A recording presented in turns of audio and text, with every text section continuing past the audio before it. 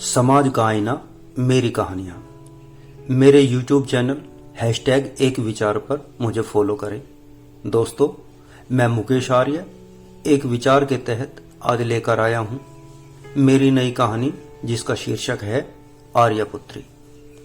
यह कहानी एक IAS की परीक्षा पास करके आज कलेक्टर बन चुकी एक गरीब विधवा मां की बेटी अंजलि की सत्य कथा पर आधारित है। यह सच्ची कहानी है।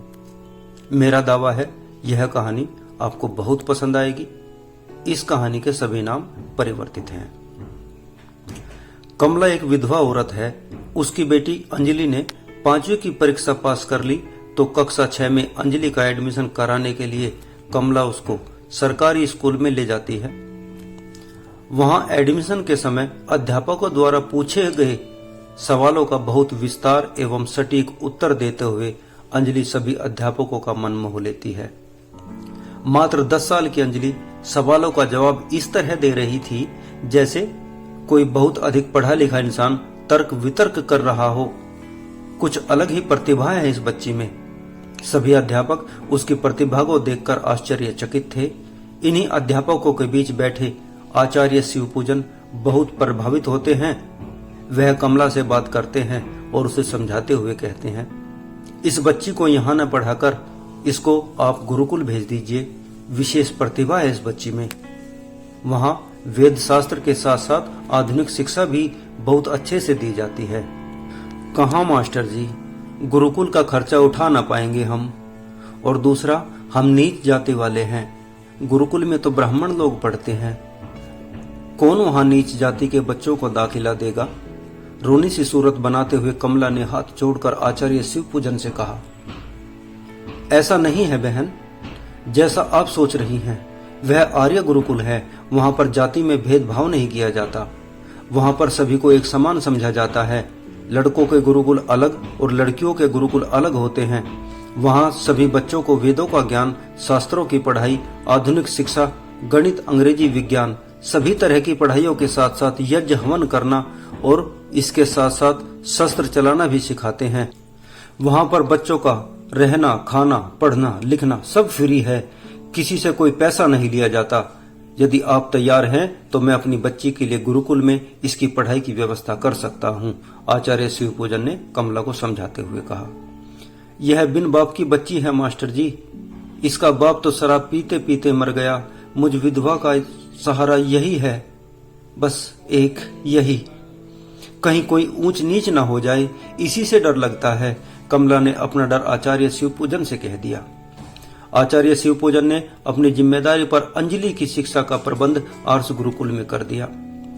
अंजलि गुरुकुल में वेद, शास्त्र, शस्त्र और आधुनिक शिक्षा का संपूर्ण ज्ञान लेकर वापस आती है।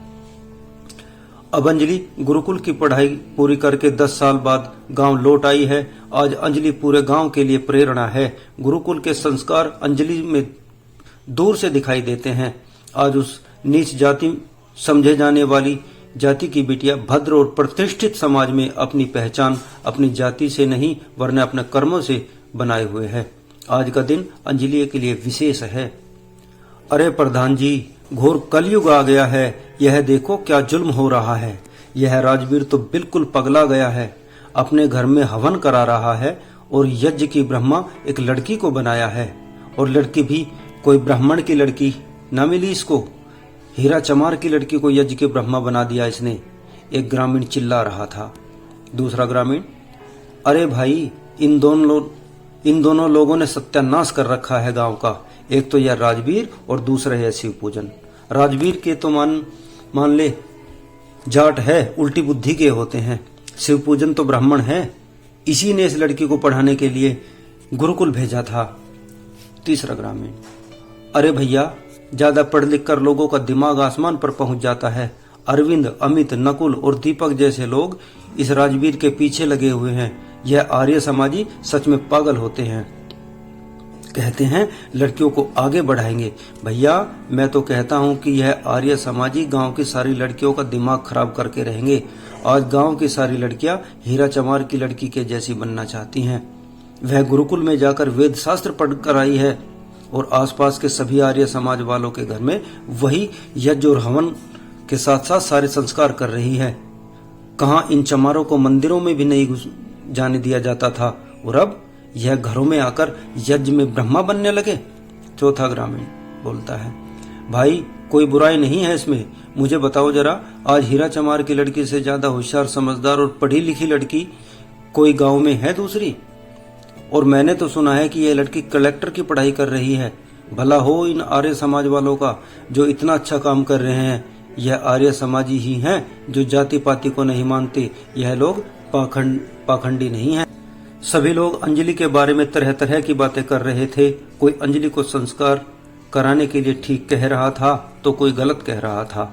उधर अंजलि आर्य समाजी राजवीर के घर में यज्ञ करा रही थी कि अचानक डॉक्टर नकुल चिल्लाते हुए दौड़े हुए आते हैं, बन गई हमारे गांव की पहली कलेक्टर, बन गई हमारे गांव की पहली कलेक्टर। कौन बन गई भाई, कौन बन गई भाई? लोग यह कहते कहते डॉक्टर नकुल के पीछे पीछे चलने लगे। डॉक्टर नकुल सीधे राजवीर आर्य के घर आते हैं। यहाँ अंजलि यज्ञ करा रही थी। डॉक्टर नकुल सभी को बधाई देते हुए कहते हैं कि हमारी बिटिया अंजलि अब कलेक्टर बन गई है। यह सुनते ही पूरे गांव में खुशी की लहर दौड़ गई। पूरे गांव में ढोल नगाड़े बजने लगे। अंजलि की माँ तो यह सुनकर बेहोश हो गई।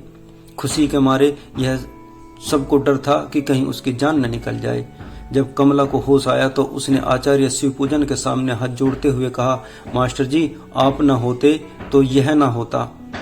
आपने एक चमार की बेटी को ब्राह्मण बना दिया और ब्राह्मण ही नहीं, इस गरीब कंगाल की बेटी को आपने कलेक्टर बना दिया। इस पर आचार्य शिवपूजन बोलते हैं, कमला बहन, अंजलि केवल आपकी बेटी नहीं है, यह पूरे गांव की बेटी है।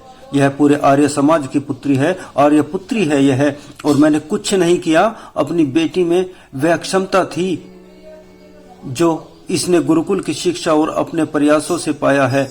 यह सब महर्षि दयानंद सरस्वती की शिक्षा का प्रताप है। आज हमारे गांव की बेटी कलेक्टर बनी है। हम पहले से जातिगत व्यवस्था में नहीं रहे। हमारे वेदों में जातियां नहीं, कर्म के आधार पर हर इंसान का वर्ण तय होता है। और आपकी बेटी अब शूद्र नहीं ब्राह्मण है। आपकी बेटी और अब तो आपकी बेटी क्षत्रिय बनने वाली है। जिस प्रकार आपकी बेटी का वर्ण पहले शूद्र था, फिर पढ़ लिख कर इसका वर्ण ब्राह्मण हो गया, अब इसके कर्मों के आधार पर इसका वर्ण क्षत्रिय हो जाएगा। यह व्यवस्था हमारे वेदों की व्यवस्था है, लेकिन राजनीतिक फायदों के लिए हमें वर्णों से हटाकर जातियों में बांट दिया गया और हम आज भी जातियों में बटे हुए हैं। यही हमारे वैदिक धर्म का दुर्भाग्य है। लेकिन अंजलि बेटी, तुम सबकी प्रेरणा बनकर सबका मार्गदर्शन करोगी और समाज में फैली हुई गुरुकुल की शिक्षा प्रणाली में विस्तार तुम्हारी अहम भूमिका रहेगी। गुरुकुल से निकलने वाले बच्चे संस्कारशील, आदर्शशील और वैज्ञानिक विचारधारा वाले होते हैं। अंजलि बेटी ने यह साबित कर दिया, जो कलेक्टर बनकर देश और समाज की निस्वार्थ रूप से प्रगति करेगी। आज के दौर में सभी अपने बच्चों को कॉन्वेंट स्कूलों में एवं महंगे स्कूलों में शिक्षा दिलाना चाहते हैं, पढ़ाना चाहते हैं, लेकिन ठीक इसके उलट हमारे आर्ष गुरुकुलों में वेद शास्त्र आधुनिक शिक्षा पर विशेष बल दिया जाता है। हमें चाहिए कि अपने बच्चों को गुरुकुल की ओर लेकर चले। आओ चले वेदों की ओर, आओ चले गुरुकुल की ओर। कहानी कैसी लगी दोस्तों? कहानी पसंद आई हो तो लाइक, कमेंट, शेयर और सब्सक्राइब जरूर कीजिएगा।